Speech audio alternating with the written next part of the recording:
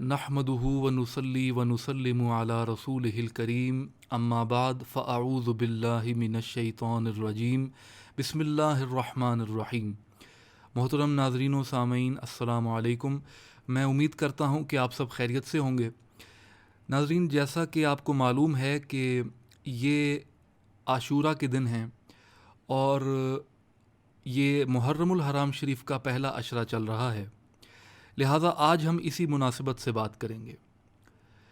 ناظرین، محرم الحرام شریف کا وہ عظمتوں کا مہینہ ہے جس کے متعلق ابھی ہم اسی نشست میں بات کریں گے۔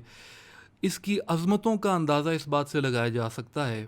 کہ حضور نبی کریم صلی اللہ علیہ وسلم نے اس مہینے کی مناسبت سے اس کے متعلق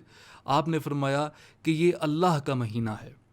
یوں تو ہر مہینہ اللہ کا ہے، ہر وقت اللہ کا ہے، ہر چیز اللہ کی ہے، لیکن اس مہینے کو اللہ تعالیٰ کی ذات کے ساتھ منسوب کر دینے سے نبی کریم صلی اللہ علیہ وسلم نے اس کی اہمیت اور اس کی عظمت کی طرف نشاندہی کی ہے۔ اسی طریقے سے ناظرین، دوسری اہمیت جو ماہ محرم الحرام کو حاصل ہے وہ یہ ہے کہ رمضان مبارک کے بعد اگر کوئی مہینہ جس میں روزہ رکھا جائے تو یہ مہینہ یعنی ماہ محرم الحرام شریف کا مہینہ رمضان شریف کے مہینے کے بعد سب سے افضل ہے۔ یعنی اس مہینے میں اگر آپ روزہ رکھتے ہیں تو رمضان شریف کے بعد سب سے افضل یہ ہے کہ آپ محرم الحرام شریف میں روزہ رکھیں۔ ناظرین، حضرت علی رضی اللہ تعالی عنہ ایک مرتبہ نبی کریم صلی اللہ علیہ وسلم کی خدمت اقدس میں موجود تھے۔ آپ روایت کرتے ہیں کہ میں حضور کی صحبت میں بیٹھا ہوا تھا کہ اتنے میں باہر سے ایک شخص آیا اور اس نے آ کے یہ دریافت کیا کہ حضور، آپ مجھے تعلیم فرمائیے کہ رمضان شریف کے مہینے کے بعد میں کس مہینے میں روزہ رکھوں۔ تو یہ سن کر حضور نبی کریم صلی اللہ علیہ وسلم نے فرمایا کہ اگر رمضان کے بعد تم نے کوئی روزہ رکھنا ہے تو وہ تم ماہ محرم کا روزہ رکھو۔ اور آپ نے فرمایا یہ فرما کر کہ محرم جو ہے یہ اللہ کا مہینہ ہے۔ حضور نبی کریم صلی اللہ علیہ وسلم نے مزید فرمایا کہ اس مہینے میں ایک دن ایسا ہے کہ جس دن ایک قوم کی توبہ قبول ہوئی اور اللہ تبارک و تعالی دوسری قوم کی توبہ بھی قبول فرمائے گا۔ جس قوم کی طرف آپ نے اشارہ فرمایا وہ بنی اسرائیل کی قوم ہے کہ حضرت موسیٰ علیہ السلام اور آپ کی قوم کو فرعون اور آل فرعون سے اس دن اللہ تعالیٰ نے نجات دلائی تھی۔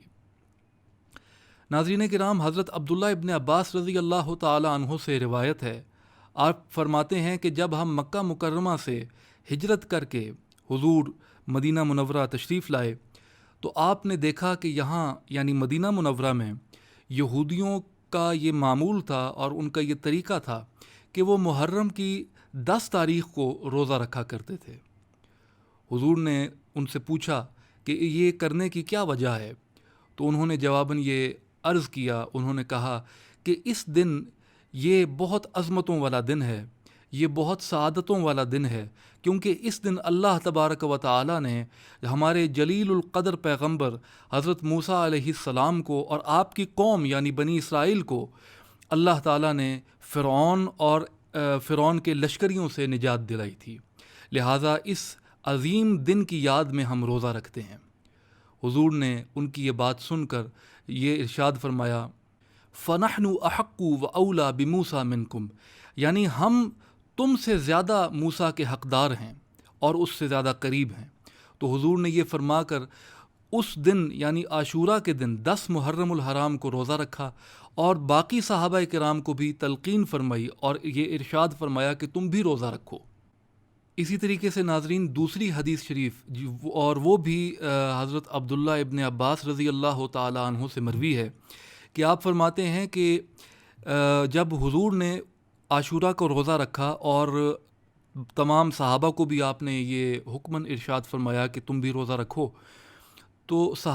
صحابہ نے یہ عرض کی حضور کی بارگاہ میں کہ حضور، یہ طریقہ تو یہود و نصارہ کا ہے، تو اس کے جواب میں حضور نے ارشاد فرمایا کہ اگلا سال جب آئے گا تو انشاءاللہ تعالی ہم 9 تاریخ کا بھی روزہ رکھیں گے۔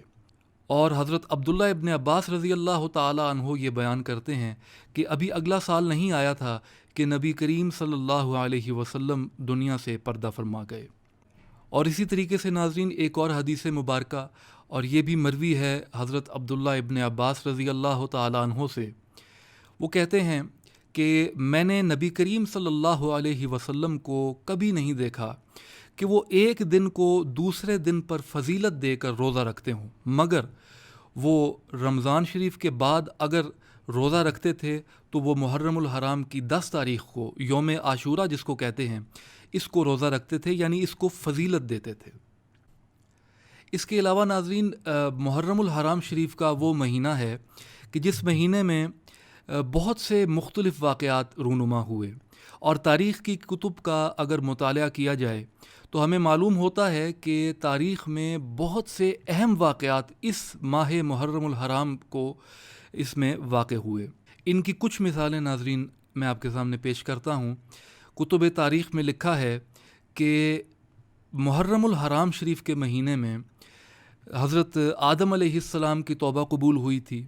یہ وہی مہینہ ہے جس میں حضرت نوح علیہ السلام کی کشتی کو اللہ تبارک و تعالی نے سلامتی کے ساتھ کنارے لگایا، اور یہ وہ مہینہ ہے جس میں حضرت یونس علیہ السلام کو اللہ تعالی نے مچھلی کے پیٹ سے نجات دی تھی۔ یہ وہی مہینہ ہے جس میں حضرت یوسف علیہ السلام کو قید سے رہائی ملی تھی، اور یہ وہی مہینہ ہے جس میں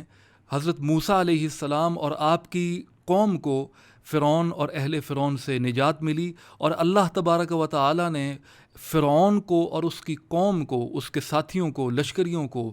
غرقاب کیا۔ پھر ناظرین اگر حضور نبی کریم صلی اللہ تعالی علیہ وسلم کی ولادت باسعادت کے بعد کے واقعات دیکھے جائیں تو اس مہینے میں 2 واقعات نہایت اہمیت کے حامل ہیں، جو کہ اس مہینے کی اہمیت کو اور اس کی افضلیت کو، تعظیم کو مزید نمایاں کرتے ہیں۔ پہلا واقعہ ناظرین حضرت عمر رضی اللہ تعالی عنہ کا شہید ہونا ہے، یعنی آپ 1 محرم الحرام کو شہید ہوئے، اور اسی طریقے سے دوسری عظیم شہادت جس کو تاریخ کبھی نہیں بھلا سکتی، اور آئندہ آنے والے جو لوگ ہیں قیامت تک تا وقت قیامت اس عظیم شہادت کو اور اس عظیم قربانی کو یاد رکھا جائے گا۔ یہ وہ قربانی ہے جو نواسہ رسول خون بطول حضرت امام عالی مقام امام حسین علیہ السلام نے میدان کربلا میں اپنی جان کی، اپنے عزیز و اقارب، اپنے اہل خانہ اور اپنے رفقا اور ساتھیوں کی جانوں کی قربانی اللہ کی راہ میں پیش کی، اور اللہ تعالیٰ کے دین کو وہ دوام بخشا کہ جو قیامت تک جاری رہے گا۔ لہٰذا ناظرین کرام، یہ ماہ محرم وہ مہینہ ہے، وہ عظمتوں کا مہینہ ہے،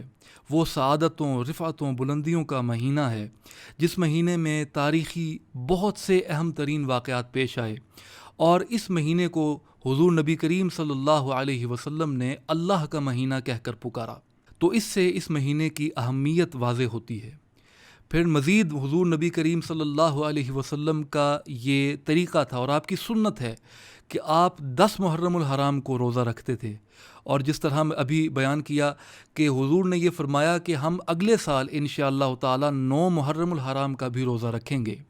لیکن راوی روایت کرتے ہیں کہ اگلا سال ابھی نہیں آیا تھا کہ حضور نبی کریم صلی اللہ علیہ وسلم دنیا سے پردہ فرما گئے۔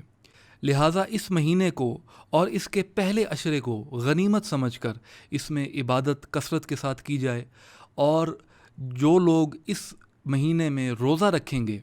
اور بالخصوص 9 اور 10 محرم الحرام کو روزہ رکھیں گے، وہ بلا شک و شبہ اللہ تبارک و تعالیٰ کے نزدیک ماجور ہوں گے، اور اللہ تعالیٰ انہیں اجر عظیم عطا فرمائے گا، اور وہ اپنے آقا و مولا جناب محمد رسول اللہ صلی اللہ علیہ وسلم کی سنت پر عمل پیرا ہوں گے۔ اللہ تبارک و تعالیٰ سے دعا ہے کہ اللہ تعالیٰ ہمیں توفیق عطا فرمائے اپنی عبادت کرنے کی، کہ ہم اس کی عبادت کریں اور وہ کام کریں جس کی اس نے ہمیں تاکید کی ہے، اور ان کاموں سے رکے رہیں، ان کاموں سے باز رہیں جن جن سے اللہ تبارک و تعالی نے ہمیں روکا ہے، اور ہماری عبادات کو اللہ تبارک و تعالی اپنی بارگاہ عالیہ میں قبول و منظور فرمائے۔ آمین۔ وما علینا الا البلاغ المبین۔